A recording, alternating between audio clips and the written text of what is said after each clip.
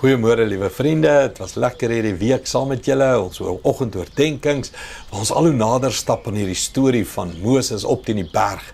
Maar nou moet ek vandag hom oorvat, nee, ons is die hele verjaarsdagmaand gehad, ons 26ste verjaarsdag, wonderlik, dankoffertyd, geetyd, as die Here jou aangeraak het deur lewensentrum, as jy geestelik groei deur wat ons doen, en hoe ons die Here dien, en probeer om soek saam met jou, sê dankie, gee bydra, doen ietsie nice, of stap hierdie pad net saam met ons, okay. Maar is November, en ons gaan nog so 'n bietjie praat oor die berg in die boventrek, voordat ons begin met Kersfees, goed.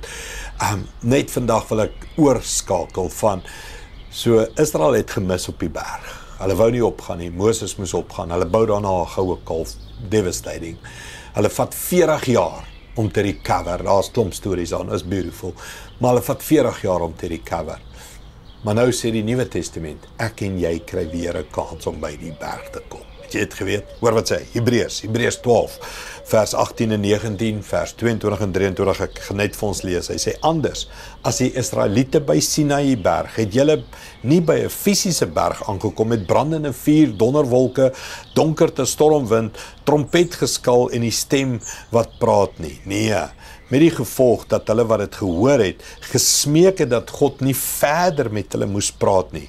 Nee, julle het aangekom by Sionsberg, by die stad van die lewende God.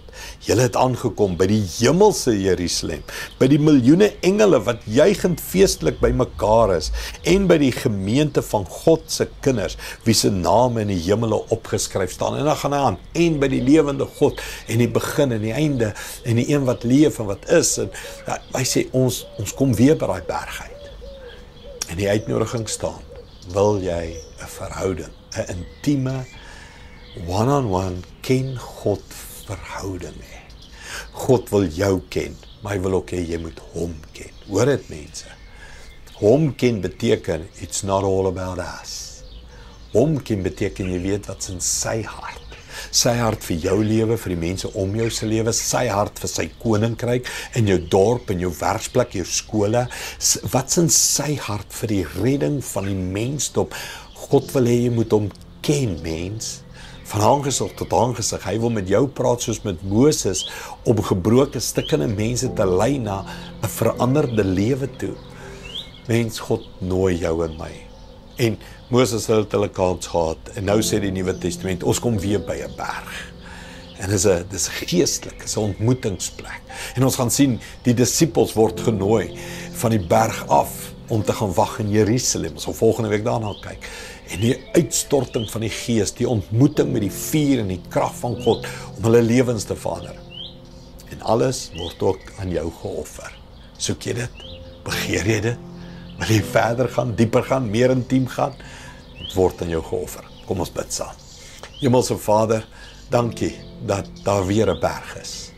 En vir elke individu kom hy berg op verskillende tye in hulle lewe, en u nooi en sê, kom op, die trompet blaas, kom leer my ken, spandeer tyd met my, intiem, ontmoet my, word gevul met my gees, word heilig, sit eenkant, wees bereid om op te offer. Dankie daarvoor, Here, en ons sê ja, soos ons nog die hele tyd sê, en ons reinig onsself, en heilig onsself, en ons probeer gehoorsaam wees, want ons wil U ken. Dankie Jesus, U help ons, dankie Jesus, U bloed reinig ons, dankie Jesus, U wys ons die pad. Dankie daarvoor, Here, in Jesus naam. Amen en amen. Dankie liewe vriende, dankie vir hierdie week. Ek sien jou weer môre, luister ons eredienste, stap hierdie pad saam, en die Here seën jou. Goed gaan. Trots geborg deur Evergreen Turf.